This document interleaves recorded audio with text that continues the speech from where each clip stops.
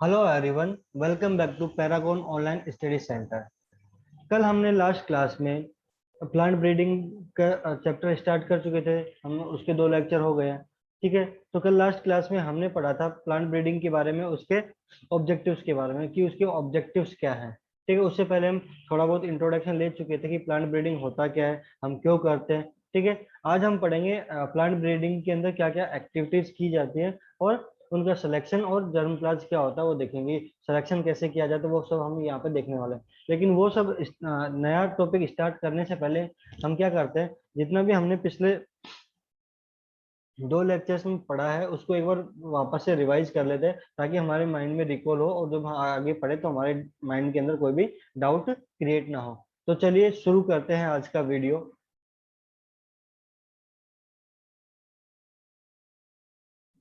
ठीक है, तो चलिए देखते हैं क्या क्या क्या हमने पढ़ा है। तो सबसे पहले हमने देखी थी डेफिनेशन कि प्लांट ब्रीडिंग की डेफिनेशन होती क्या है। ठीक है, प्लांट ब्रीडिंग एक्चुअली एक आर्ट है, साइंस है, जिसके अंदर हम क्या करते हैं, जो प्लांट्स की जो हेरिडिटी होती है, जिसको हेरिडिटी को हम हिंदी में बोलते हैं अनुवांशिकता। ठीक है, तो प्लांट की जो हेरिडिटी है, अनुवांशिकता है, उसको हम क्या करते हैं, अलग अलग मेथड से क्या करते हैं, उसको इम्प्रूव करते हैं, ताकि हमको एक फाइनेंशियल इंपॉर्टेंस मिल सके उस क्रॉप से, उस प्लांट से हमको एक फाइनेंशियल इंपॉर्टेंस मिल सके। ठीक है, हम हमको वहां से कुछ फायदा हो, इसीलिए हम क्या करते हैं, उसकी प्लांट ब्रीडिंग करते हैं। ठीक है, तो इसकी एक डेफिनेशन तो हमारी ये हो गई। ठीक है, उसके बाद में प्लांट ब्रीडिंग से हम क्या करते हैं, जो यूजफुल जो चेंजेस होते हैं, जैसे कि प्लांट के जीनोटाइप में हमने क्या किया, कुछ चेंज कर दे ताकि हमको क्या हो सके, वहां से कुछ ह्यूमन बींग्स के लिए कुछ फायदा हो। ठीक है, ह्यूमन बींग्स के लिए यहाँ पे क्या फायदा है, मेनली जो ह्यूमन बींग्स है, जो इंसान है, वो किस पे डिपेंड करता है, खाने पे डिपेंड करता है। खाना कहाँ से मिलता है हमको, प्लांट से, यानी कि क्रॉप से मिलता है। अब क्रॉप्स की वेराइटीज को हम क्या करें, डेवलप करें, ताकि हमको अच्छा प्रोडक्शन मिले, ज्यादा प्रोडक्शन मिले, इसके लिए हम क्या करेंगे, प्लांट ब्रीडिंग करेंगे। ठीक है, तो ये तो हमारी होगी डेफिनेशन। तो इस चैप्टर के अंदर हमने अलग अलग यहाँ पे मेथड पढ़ने वाले हैं कि क्या क्या मेथड होता है। ठीक है, तो चलिए आगे देखते हैं। एक बार हिंदी में मैं डेफिनेशन बता देता हूँ इसकी, कि हिंदी में डेफिनेशन क्या होते हैं। पादप प्रजनन, देखो प्लांट ब्रीडिंग को हम हिंदी में बोलते हैं पादप प्रजनन। ठीक है, क्या बोलते हैं, प्रजनन। वह कला तथा विज्ञान है जिसके द्वारा पौधों को अधिक आर्थिक आर्थिक महत्व महत्व के बनाने के उद्देश्य से उनकी अनुवांशिकता में सुधार किया जाता है। ठीक है, यानी कि उनके हेरिडिटी में क्या किया जाता है, इंप्रूवमेंट किया जाता है। ठीक है, फसलों के जीन प्रारूप, जिसको हम क्या बोलते हैं, जीनोटाइप। जीनोटाइप का मतलब क्या होता है, जीन प्रारूप में परिवर्तन करके उनको मानव के लिए उपयोगी बनाए जाने की विधि को ही हम क्या बोलते हैं, प्लांट ब्रीडिंग करते हैं। यानी कि जीनोटाइप में हम क्या करते हैं, परिवर्तन करते हैं, उसको इम्प्रूव करते हैं, ताकि वो क्या हो, ह्यूमंस के लिए क्या हो, एक ह्यूमंस के लिए वो क्या हो सके, यूजफुल हो सके। ठीक है, अब इस चैप्टर में हम अलग अलग प्रिंसिपल्स पढ़ने वाले हैं, मेथड्स हम यहाँ पे पढ़ने वाले हैं। आगे बढ़ते हैं। अब बात करते हैं ऑब्जेक्टिव्स क्या है प्लांट ब्रीडिंग के। ठीक है, तो सबसे पहले जो ऑब्जेक्टिव है वो हम देख लेते हैं, हायर यील्ड। यानी कि जो हमको उत्पादन है, जो प्लांट्स का, जो क्रॉप का जो उत्पादन है, वो हमको क्या चाहिए, ज्यादा चाहिए। ठीक है, तो हम क्या करते हैं, प्लांट की ब्रीडिंग करते हैं, उसको हाइब्रिड बनाते हैं। जब हम प्लांट की ब्रीडिंग करते हैं, तो ब्रीडर जो ब्रीडिंग प्लांट से हमको जो प्रोडक्शन मिलेगा, जो उस क्रॉप से जो हमको प्रोडक्शन मिलेगा, वो पहले की तुलना में हमको कम से कम 20 से 25% क्या मिलेगा, ज्यादा मिलेगा। यहाँ पे भी वही लिखा हुआ है। ठीक है, तो हमेशा ध्यान में रखना, जब भी हम प्लांट ब्रीडिंग करते हैं, तब उसका हमारे आने वाली जो क्रॉप होती है, उसका जो प्रोडक्शन होता है, वो 20 से 25% क्या हो जाता है, इंक्रीज होता है। फिर बात करते हैं कि improvement in the quality of product. ठीक है, अब देखो हमने हाई यील्ड तो ले लिया, लेकिन उसके साथ साथ हमको जो प्रोडक्ट है उसकी क्वालिटी भी क्या करनी है, इम्प्रूव करनी है, ताकि हम अगर उसको मार्केट में बेचते हैं तो हमको उसका अच्छा प्राइस मिल सके। ठीक है, हमको अच्छा फाइनेंशियल बेनिफिट हो सके उसका। ठीक है, अब जैसे कि हम बात करें, जैसे स्वीट कॉर्न हो गया, अगर वो स्वीट कॉर्न हो गया, long and powerful fibre of cotton हो गया। अगर स्वीट कॉर्न है, अच्छा कॉर्न होगा। ठीक है, अगर हमको कॉटन कॉटन फाइबर अगर वो हमको लॉन्ग मिले, सॉफ्ट मिले, पावरफुल मिले, तो वो भी उसकी भी मार्केट में जो फाइनेंशियल वैल्यू होगी, वो भी क्या होगी, अच्छी खासी होगी। शेप उसका कैसा होना चाहिए, बढ़िया होना चाहिए। Taste of fruits, amount of proteins in pulses, ये सब क्या डिपेंड करता है हमारी क्वालिटी ऑफ प्रोडक्ट के ऊपर। अगर हम अच्छे से प्लांट ब्रीडिंग करते हैं तो क्वालिटी ऑफ प्रोडक्ट भी हमारी क्या होती है, बढ़िया होती है। ठीक है, तो यही यहाँ पे लिखा हुआ हमारे सेकंड पॉइंट में हिंदी में। देखो एक चीज मैं यहाँ पे बता देता हूँ, जो मैं आपको यहाँ पे पढ़ा रहा हूँ वो हिंदी और इंग्लिश दोनों में मीडियम के बच्चों के लिए, और आपके जो नोट्स हैं वो भी हिंदी और इंग्लिश मीडियम के लिए एक ही पीडीएफ में भेज दिए जाएंगे। ठीक है, जो इंग्लिश वाला पोर्शन है वो इंग्लिश मीडियम के लिए होगा, और जो हिंदी मीडियम वाला पोर्शन है, हिंदी का पोर्शन है हिंदी, वो हमारे हिंदी मीडियम स्टूडेंट्स के लिए होगा। चलिए आगे बढ़ते हैं। अब तीसरा पॉइंट आता है हमारा development of the disease and insect resistant varieties, यानी कि हमको इस तरह की वेराइटीज को डेवलप करना है जिसके अंदर बीमारी कम से कम लगे, जिसके अंदर कीड़े मकोड़े क्या हो कम से कम लगे, ताकि देखो बीमारियां कम लगेगी, कीड़े कम लगेंगे, तो उससे क्या होगा, हमारी क्रॉप की जो प्रोडक्टिविटी है वो क्या होगी, इंक्रीज होगी, क्रॉप का प्रोडक्शन क्या होगा, इंक्रीज होगा। ठीक है, और जो प्रोडक्शन है वो क्या होगा, स्टेबल होगा। ठीक है, फिर बात करते हैं development of varieties with increase efficiency. ठीक है, इंक्रीज एफिशिएंसी का मतलब यहाँ पे ये है कि हमको इस तरह की वेराइटीज को डेवलप करना है जो क्या करे, जो क्या करे, जो हमारी वेराइटीज है वो क्या करे, जो सोइल के अंदर जो वाटर है, जो मिनरल्स हैं, ठीक है, जो फर्टिलाइजर्स है, उनको क्या करे, अच्छे से क्या कर सके, वो एब्जॉर्ब कर सके।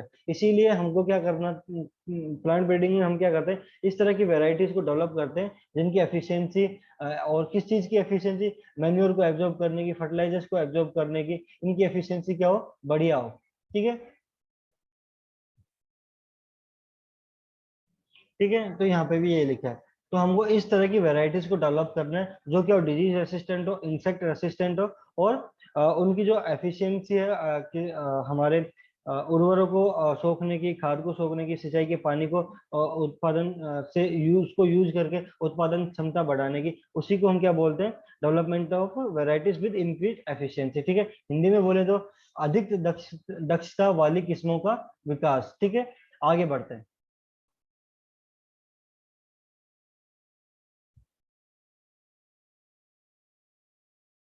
ठीक है, अब बात करते हैं अर्ली मेच्योरिटी की। ठीक है, यानी कि हमको इस तरह की क्रॉप चाहिए जो क्या हो, जल्दी से मैच्योर हो।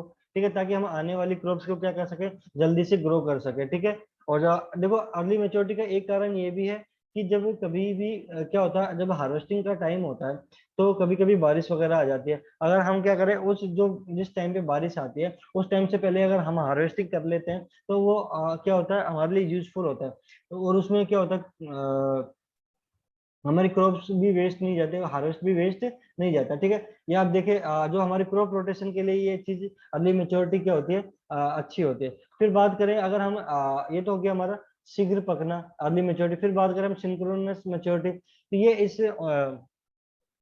इसका मतलब होता है समकाल पकना, यानी कि ये इस तरह की वेराइटीज होती हैं जो क्या हो, एक साथ पके, सारी की सारी क्रॉप क्या हो, एक साथ पके। जैसे कि अलग अलग, जैसे मूंग है, उड़द है, ये अगर हम इनको एक साथ लगाएं तो ये क्या होना चाहिए, इनकी जो राइपनिंग है, यानी कि पकने की जो प्रक्रिया है वो एक साथ होनी चाहिए, ना कि अलग अलग टाइम पे कि पहले मूंग पक रही है फिर उड़द पक रही है, ऐसा नहीं होना चाहिए। फिर बात करें हम फोटो सेंसिटिविटी की।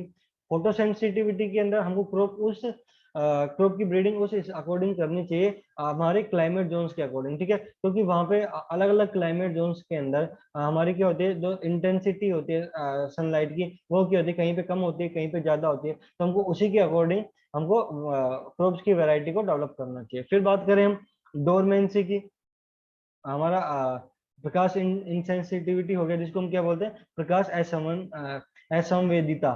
ठीक है, फिर बात करते हैं डोरमेंसी की। डोरमेंसी का मतलब क्या होता है, प्रसुप्ति। ठीक है, जैसे कि कुछ फसलें होती है, जैसे कि बाजरा हो गया, ज्वार हो गया, गेहूं हो गया आदि, इनमें डोरमेंसी की ये डोरमेंसी की अवस्था, इनमें डोरमेंसी की अवस्था नहीं होती, तथा पकने के समय बरसात होने पर उनके बीज बीज में से ही क्या हो जाते हैं, बीज जो उनकी जो बाली वगैरह होती है उसी में से क्या हो जाते हैं, वो अंकुरित होने लग जाता है, जर्मिनेशन होने लगता है। आप लोगों ने देखा होगा जब हमारी खरीफ सीजन की क्रॉप होती है, जैसे कि बाजरा है, बाजरे के टाइम बाजरा हमारे सिट्टे में आ गया। ठीक है, अब सिट्टे के अंदर अभी सब कुछ ठीक है, लेकिन मान लो अगर थोड़ी बहुत बारिश हो जाती है, मॉइस्चर, एयर के अंदर मॉइस्चर, नमी क्या हो जाती है, बढ़ जाती है, तो आप लोगों ने देखा होगा कि जो सीड्स है हमारे सिट्टे के अंदर, बाजरे के सिट्टे के अंदर, उनके सीड क्या हो जाते हैं, जर्मिनेट हो जाते हैं वहीं पे। यानी कि खड़े पौधे के अंदर ही क्या हो रहे हैं, बीज जर्मिनेट हो रहे हैं। तो ये क्यों हो रहे हैं, क्योंकि उनमें डोरमेंसी नहीं है। डोरमेंसी का मतलब क्या होता है कि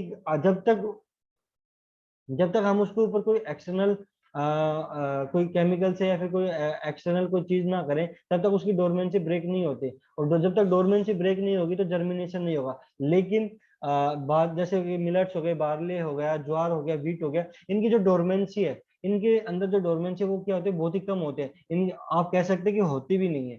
ठीक है, तो हमको क्या डोरमेंसी डेवलप करने के लिए हम क्या करते हैं, प्लांट ब्रीडिंग करते हैं। फिर बात करते हैं वेराइटीज ऑफ न्यू सीजन। ठीक है, अब जैसे कि आप देखो हमारे पास में खरीफ क्रॉप, रबी क्रॉप के लिए तो अलग अलग अलग वेराइटीज है हमारे वेदर की। लेकिन अब मान लो कि हमारे पास में एक कॉर्न है, मेज है। अब हमको वो जायद सीजन के अंदर भी हमको क्या करना है, उगाना है। तो हमको इस तरह की वेराइटीज को डेवलप करना चाहिए जो हम क्या कर सके, खरीफ में और रबी में तो हम ग्रो करी, लेकिन उसके साथ साथ दो दूसरे सीजन है जैसे जायद हो गया, उसके अंदर भी हमको क्या करना चाहिए, वो ग्रो करना चाहिए। इसीलिए हम क्या करते हैं, प्लांट ब्रीडिंग करते हैं, ताकि हम न्यू वेराइटीज को क्या कर सके, डेवलप कर सके। फिर बात करते हैं ड्रोट एंड साल्ट रेसिस्टेंट की। हमको इस तरह की वेराइटीज को डेवलप करना चाहिए जो क्या हो, ड्रोट रेसिस्टेंट हो, यानी कि अकाल, जहाँ पे भी जहाँ पे सूखा हो जाता है, अकाल हो जाता है, जहाँ पे बारिश नहीं आती, उस एरिया के अंदर भी हमारी क्रॉप क्या हो सके, ग्रो कर सके। इसीलिए हमको प्लांट ब्रीडिंग के माध्यम से क्या करना चाहिए, draught resistant and salt resistant की वेराइटीज को डेवलप करना चाहिए। अब देखो यहाँ पे साल्ट का, ड्रोट एंड साल्ट रेसिस्टेंट आया है। अब मैं एक चीज यहाँ पे बता दूं, वैसे आने वाले चैप्टर्स में हम वो चीज पढ़ेंगे, जहाँ पे जो ड्राई रीजन होता है, ड्राई रीजन होता है, जहाँ पे ड्राउट अधिक होते हैं, अकाल ज्यादा आते हैं, वहां की जो सोइल होती है वो कैसी हो जाती है, सलाइन हो जाती है। कैसी हो जाती है, सलाइन सोइल हो जाती है। इस चीज का आप ध्यान में रखना। ठीक है, और क्या बोलते हैं, हमारे देश के अंदर करीब करीब 70% जो फार्मिंग होती है वो हमारी अनइवन होती है। कहीं पे अब अनइवन का मतलब क्या होगा, कहीं पे हमारे पास में अच्छी खासी बारिश हो रही है, कहीं पे बिल्कुल भी बारिश नहीं हो रही, कहीं पे मीडियम रेंज के अंदर बारिश हो रही है। ठीक है, और उसी के अकॉर्डिंग वहाँ पे हमारे अलग अलग सॉइल्स होते हैं। कहीं पे हमारे एसिडिक सॉइल है, कहीं पे अल्कलाइन सॉइल है, कहीं पे हमारे पास में सलाइन सॉइल है, कहीं पे सलाइन अल्कलाइन सॉइल है। तो इसकी वजह से हमारे कंट्री के अंदर जो क्रॉप्स होती है वो क्या होती है, अनइवन होती है। ठीक है, इसीलिए हमको ड्रोट रेसिस्टेंट वेराइटीज चाहिए, किसकी, हमारी क्रॉप्स की। फिर बात करें फ्रीडम फ्रॉम टॉक्सिक सब्सटेंसेस। हमको, अब देखो कभी कभी क्या होता है कि जैसे कि मस्टर्ड ऑयल वगैरह होगा, इसके अंदर क्या यूरिक एसिड होता है। ठीक है, अगर हम जो देसी मस्टर्ड वगैरह लगाते हैं उसके अंदर जो यूरिक एसिड होती है, वो की उसकी मात्रा क्या होती है, थोड़ी ज्यादा होती है, वो हमारे ह्यूमंस के लिए क्या होती है, हार्मफुल होते हैं। इसीलिए हमको मस्टर्ड की भी हमको हाइब्रिड वेराइटीज वगैरह निकलती है, जिस जो हमारी प्लांट ब्रीडिंग के थ्रू निकलती है, जिसमें हम क्या कर सकते हैं, जो यूरिक एसिड होता है, जो हार्मफुल सब्सटेंसेज होते हैं, उसको हम क्या कर देते हैं, रिड्यूस कर देते हैं, ताकि ह्यूमन हेल्थ पर कोई भी दिक्कत ना आए, कोई ह्यूमन हेल्थ खराब ना हो। ठीक है, फिर बात करें नो शटरिंग। नो शटरिंग की बात क्या होती है, कभी कभी क्या होती है कि जब क्रॉप्स क्या हो जाती है, डेवलप हो जाती है, हार्वेस्टिंग स्टेज पे आ जाते हैं, तो जैसे कि अगर थोड़ी सी भी तेज हवा चल गई, तो उसकी जो फ्लावर है, जो फ्रूट है, जैसे कि उसका सीड वगैरह, वो क्या हो जाते हैं, उनकी शटरिंग हो जाती है, वो झड़ जाते हैं। तो उनसे बचने के लिए ये सारा का सारा मूंग में भी होता है, उड़द में भी होता है, मस्टर्ड में भी होता है, और ये हमारा उसके अंदर व्हीट के अंदर भी होता है। ठीक है, तो इसीलिए हमको इस तरह की वेराइटीज को डेवलप करना चाहिए जिसमें शटरिंग हमारी क्या हो, कम से कम हो। अब आगे बढ़ते हैं।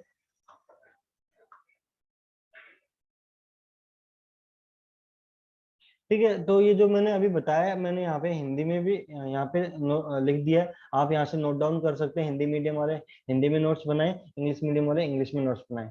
और आपको ये अच्छे से नोटबुक बनानी है इसकी, हर सब्जेक्ट की। आपकी एग्रीकल्चर की नोटबुक अलग होनी चाहिए, एग्रीकल्चर केमिस्ट्री की नोटबुक अलग होनी चाहिए, और एग्रीकल्चर बायोलॉजी की नोटबुक आपकी अलग होनी चाहिए। ठीक है, जब भी आपकी ऑफलाइन क्लासेस होंगी तो आपको जो पढ़ाया जा रहा है उसके आगे से पढ़ाया जाएगा। ठीक है, अब बात करते हैं एक्टिविटीज कि क्या क्या एक्टिविटीज होती है हमारे प्लांट ब्रीडिंग के अंदर। ठीक है, जैसे तो होता है creation of variation. Creation of variation के अंदर हम क्या करते हैं, क्रॉप्स का डोमेस्टिकेशन करते हैं, जर्म प्लाज कलेक्शन करते हैं, उनका हाइब्रिडाइजेशन करते हैं, उनके म्यूटेशन क्रॉप्स को डेवलप करते हैं। ठीक है, उसमें पोलीप्लोइडी होती है, जेनेटिक इंजीनियरिंग होती है, ये सारा का सारा हम क्या करते हैं, क्रिएशन ऑफ वेरिएशन, यानी कि उसके अंदर क्या करना, विविधता उत्पादन करना। यानी कि वो विविधता उत्पादन हम कैसे करेंगे, मैं आपको यहाँ पे सिर्फ समझा देता हूँ पॉइंट बाय पॉइंट, आप यहाँ पे फिर नोट कर सकते हैं। जैसे कि अब सबसे पहले आता हमारा ग्रामयन। ठीक है, ग्रामयन मतलब कि डोमेस्टिकेशन। डोमेस्टिकेशन में हम क्या करते हैं, देखो जो इंसान होता है, जो मनुष्य होता है, वो क्या करता है, जब इंसान जंगली प्रजातियों की खेती से क्या करता है, अपनी क्रॉप का उत्पादन करता है, उसको हम क्या बोलते हैं, ग्रामीण बोलते हैं। क्या बोलते हैं, ग्रामीण बोलते हैं। ठीक है, अगर हम इंग्लिश में देखें इसको, तो डोमेस्टिकेशन मतलब कि growing wild species by human beings for farming is known as domestication. अगर हम क्या कर रहे हैं, वाइल्ड स्पीसीज को उगा रहे हैं, ठीक है, उसी को हम क्या बोलेंगे, डोमेस्टिकेशन बोलेंगे। ठीक है, तो ये जो डोमेस्टिकेशन है, ये हमारे प्लांट ब्रीडिंग का क्या है, पहला हिस्सा है, पहला पार्ट है। ठीक है, पहला चरण है। फिर उसके बाद में हम बात करते हैं और ये जो हमारा डोमेस्टिकेशन है, जो हमारा फर्स्ट स्टेप है, ये हमारे प्लांट ब्रीडिंग के लिए बहुत ही जरूरी है, क्योंकि इसी में ही हम different type of plant species की क्या करते हैं, सिलेक्शन करते हैं। जो हमको सही लगता है उसको हम वहां से सेलेक्ट करते हैं, उसको ग्रो करते हैं। तो ये हमारा पहला स्टेप हो गया। फिर बात करते हैं हम जर्म प्लाज्म कलेक्शन की। ठीक है, सबसे पहले तो जर्म प्लाज्म कलेक्शन क्या होता है, देखते हैं कि जो क्रॉप्स स्पीसीज होती हैं और जो अलग अलग उनके अंदर क्या होता है, जेनेटिक मटेरियल क्या होता है, अलग अलग होता है। ठीक है, तो उसमें हम क्या करते हैं, वहां पे से उसका जो जर्म प्लाज्म होता है, उसका अलग अलग वैरायटी के लिए जर्म प्लाज्म अलग अलग होता है, तो उसको हम कलेक्ट करते हैं ताकि वो हमको भविष्य में काम आ सके।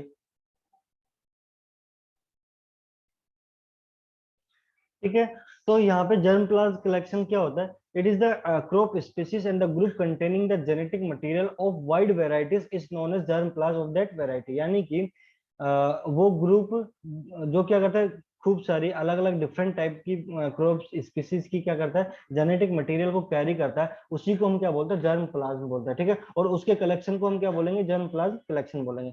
ठीक है,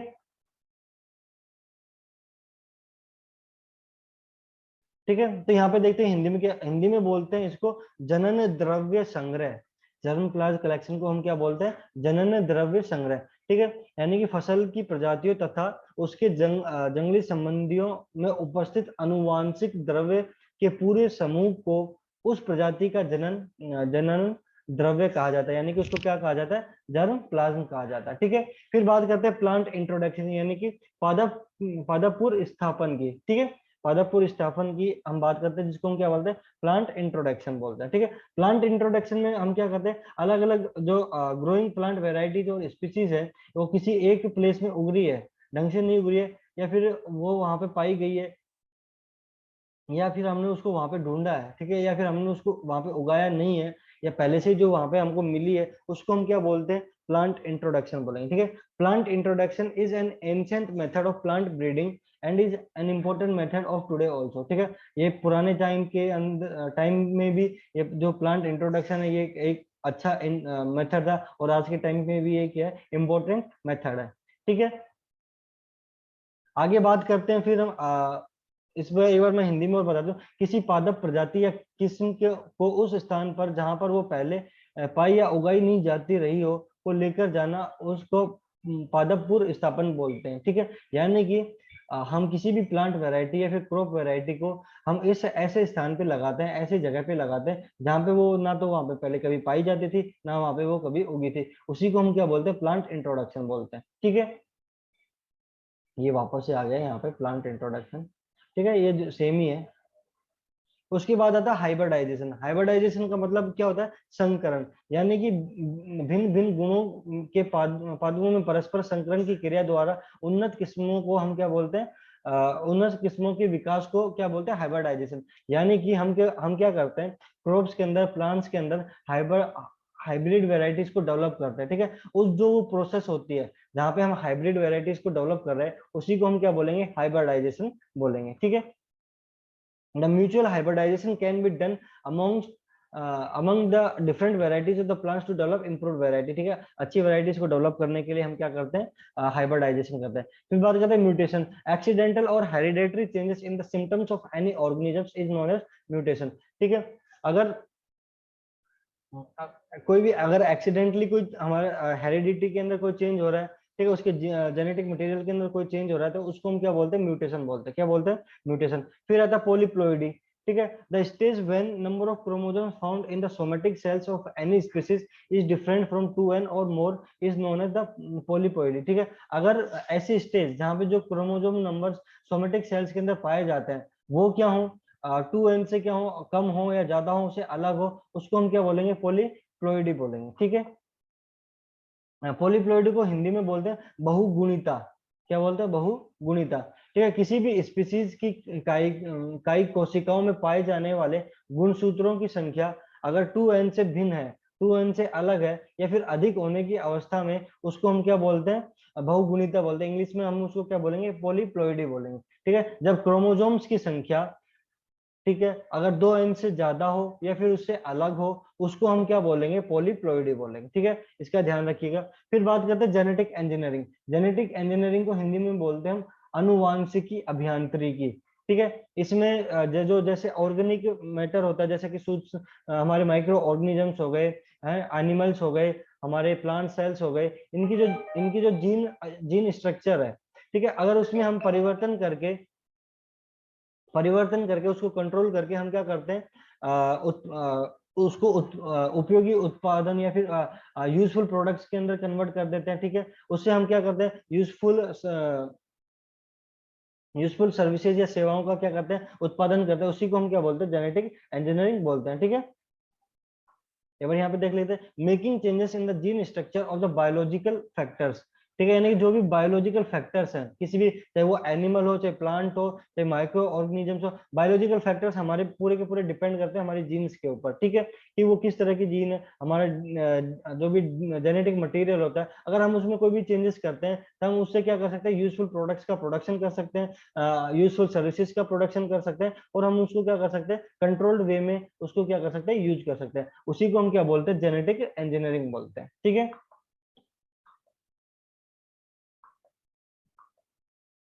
अब बात करते हैं हम चयन की, सिलेक्शन की, ठीक है। सिलेक्शन किस तरह से किया जाता है, ठीक है। किसी भी फसल में उपस्थित विविधता से अच्छी एवं उत्तम गुणों वाली लाइनों को छांटकर अलग करना ही चयन कहलाता है। यानी कि हम क्या करते हैं, जो बेस्ट वेराइटी है, जो इम्प्रूव्ड वेराइटी है, उसको हमको क्या करना है, हमको वन बाय वन उसको क्या कर लेना, सेपरेट कर लेना और उसको सेलेक्ट करके अलग कर लेना। उसी को हम क्या बोलेंगे, सिलेक्शन बोलेंगे, जिसको हिंदी में क्या बोलते हैं, हम चयन बोलते हैं, ठीक है। तो ये है हमारी सिलेक्शन की प्रोसेस, ठीक है। उसके बाद में आता है इवैल्यूएशन। इवैल्यूएशन का मतलब होता है मूल्यांकन। यानी कि ऐसी किस्में जो वर्तमान की जो किस्में हैं या फिर जो विकसित जो डेवलप्ड हमारी वैरायटीज हैं, उनके निष्पादन की तुलना, जो डेवलप्ड हैं और जो आज की वर्तमान की जो किस्में हैं, उनके बीच में हम क्या करते हैं, थोड़ा कंपैरिजन करते हैं। वहां से हम मूल्यांकन निकालेंगे कि कौन सी स्थिति में कौन सी क्रॉप क्या है, ज्यादा सही है, ठीक है। हम वहां पे देखेंगे कि किन स्थानों पे 2 या 2 से अधिक वर्षों तक इनके प्रोडक्शन में कितनी कमी आई है, कितना इंक्रीज हुआ है, वो सारा का सारा हमारा किसके अंदर आता है, मूल्यांकन यानी कि इवेल्युएशन के अंदर आता है, ठीक है। Comparison of execution of the developed line, comparison of execution of developed lines and present varieties is done. This comparison is done for more than 2 years at any places through yield test। यानी कि हम यहाँ पे evaluation का test निकालेंगे कैसे, मूल्यांकन करेंगे कैसे, तो इसका जो सबसे जो इफेक्टिव मेथड है वो यही है कि हम किसी भी प्लेस के ऊपर, किसी भी जगह के ऊपर 2 या 2 साल से ज्यादा हम क्या करते हैं, उन क्रॉप्स का, उन प्लांट्स का क्या करते हैं, प्रोडक्शन करते हैं। वहां से देखते हैं कि वहां से प्रोडक्शन यील्ड कितनी मिल रही है, उसके कंपैरिजन के हिसाब से जो हम आज के प्रेजेंट टाइम की जो वेराइटीज है वो, और जो डेवलप की गई वेराइटीज है वो, इनकी तुलना करते हैं, ठीक है। फिर बात करते हैं मल्टीप्लीकेशन की, ठीक है। Multiplication of the promotional improved seed is done in many stages. Society and country can get benefit from the crop improvement when develop variety reach the farmers and are grown in the field, ठीक है। अब देखो multiplication क्या होता है, गुणन, यानी कि हमको क्या करना, फसलों का मल्टीप्लीकेशन करना, तो वो मेनली हमारा किसके द्वारा होता है, उन्नत इम्प्रूव वेराइटी ऑफ सीड्स के द्वारा किया जाता है, जिससे हमारी फसलों के अंदर क्या होता है, सुधार आता है। पूरे देश भर की जो क्रॉप प्रोडक्शन उसके अंदर इम्प्रूव होता है, इम्प्रूवमेंट होता है, और जो किसानों तक अच्छा बीज मिलता है और उनको अच्छे से उगाया जा सकता है, और उनका जो प्रोडक्शन है वो भी क्या होता है, इंक्रीज होता है। फिर बात करते हैं डिस्ट्रीब्यूशन की। इसकी बात करते हैं डिस्ट्रीब्यूशन की। डिस्ट्रीब्यूशन के अंदर वो प्रोसेस जिसके द्वारा हम क्या करते हैं, क्वालिटी सीड को फार्मर तक पहुंचाते हैं, उसको हम क्या बोलते हैं, डिस्ट्रीब्यूशन बोलते हैं, ठीक है। तो ये सारी की सारी क्या एक्टिविटीज होती है, हमारे किसके अंदर, प्लांट ब्रीडिंग के अंदर। आई होप आपको यहाँ तक समझ में आया होगा। ठीक है, अब जो अगला लेक्चर होगा हमारा, उसके अंदर हम पढ़ेंगे डोमेस्टिकेशन के बारे में और जर्म प्लाज के बारे में, कि किस तरह से हम डोमेस्टिकेशन करते हैं, किस तरह से जर्म प्लाज को कलेक्ट करते हैं, उसका कलेक्शन क्या होता है, वो सब हम अगले वाली क्लास के अंदर पढ़ने वाले हैं। ठीक है, तो तब तक के लिए थैंक यू वेरी मच। और हाँ, घर पे रहिए, सुरक्षित रहिए, कोविड से बच के रहिए, और जो भी पढ़ाया जा रहा है आपको उसके सेपरेट नोट्स बनाइए। और जब भी आपकी ऑफलाइन क्लासेस होंगी, तब आपको जहाँ तक ऑनलाइन में पढ़ा दिया गया होगा उसके आगे से पढ़ाया जाएगा। लेकिन हम क्या क्विक रिवीजन करेंगे, फटाफट रिवीजन करेंगे, ताकि हम जो हमने पीछे पढ़ा है वो भी हमारे माइंड में रहे। ठीक है, हम उसको जल्दी से रिकॉल कर पाए। ठीक है, मिलते हैं नेक्स्ट क्लास में, तब तक के लिए थैंक यू वेरी मच।